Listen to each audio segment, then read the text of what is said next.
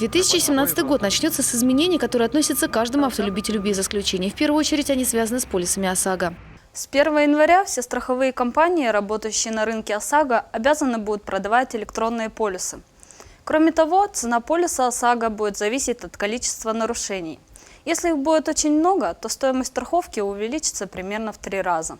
И еще одно изменение связано со страховками. С 1 января страховые взносы переводятся в Федеральную налоговую службу. Теперь это будет единый социальный страховой сбор. Именно налоговая инспекция займется проверками страховщиков и распределением полученных средств. Скорее всего, это связано с тем, что когда-то, до 2010 года, у нас существовала глава «Единый социальный налог», и налоговые органы уже администрировали этот единый социальный налог.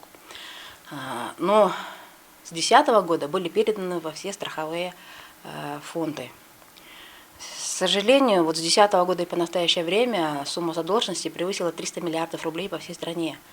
И правительство Российской Федерации для того, чтобы исполнить указ президента Российской Федерации, они, приняли такое постановление о передаче функций уже администрирования налоговым органам с 1 января 2017 года. Но хотелось бы сказать, что никоим образом это на добросовестных налогоплательщиках не скажется. 99% все останется то же самое. Функции перейдут по страховым взносам на обязательное пенсионное страхование, на медицинское страхование и на страхование по временной нетрудоспособности.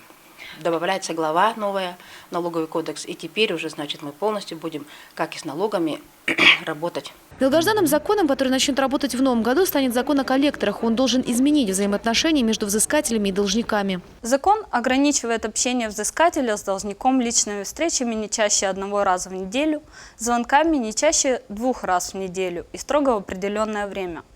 Не допускается психологическое давление и тем более применение физической силы и порчи имущества. Взыскатель также не вправе передавать информацию о должнике третьим лицам. По истечении 4 месяцев с момента образования просрочки должник вправе общаться с взыскателем через адвоката.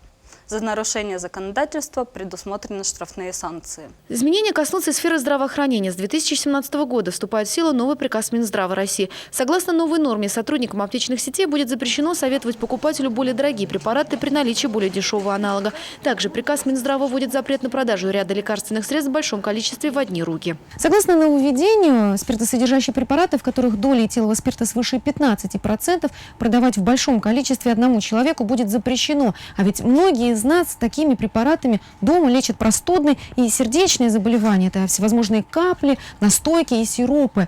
Таким образом, по нововведению отпускать будут не более 2 флаконов в руки. Поэтому некоторым из нас придется посещать аптеки чаще обычного. Изменения будут и в поликлиниках. С 2017 года в Туве начнут выдавать больничные в электронном виде, которые юридически ничем не будут уступать справкам, выданным на бумаге. Это новшество уже начали вводить в некоторых регионах. В новом году к ним присоединится и Тува. Больничные листы будут оформляться при помощи автоматизированной программы, а подпись ответственного уполномоченного лица будет электронной. Подобное нововведение позволит свести к возможному минимуму передвижение пациентов по медицинским учреждениям. Конечно, всех изменений в один сюжет нам не вместить. Эфирное время не позволяет. Мы постарались охватить то, что касается практически каждого. Новые законы и поправки в уже действующие немного изменят наши привычки. Но будем надеяться, что эти изменения в большинстве своем будут только к лучшему. Анастасия Маслова, Буян Аюн, телекомпания «Новый век».